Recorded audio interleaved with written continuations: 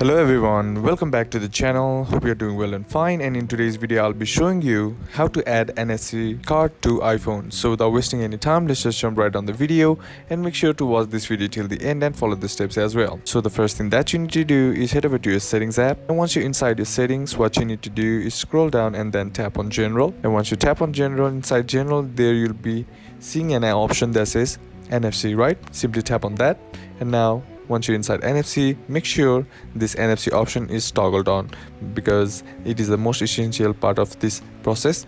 So once that's done, what you need to do is head over to your home and then open up shortcuts.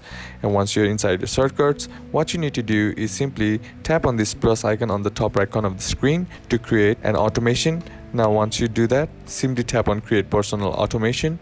And once you're inside here, what you need to do is scroll down until you find the NFC option and then tap on it. And once you're inside here, what you need to do is just simply tap on the scan option.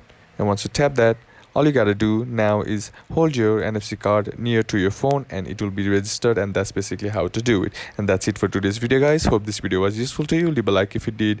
Comment down below what the next video should be on. Consider subbing to the channel. Thanks for watching. Bye bye.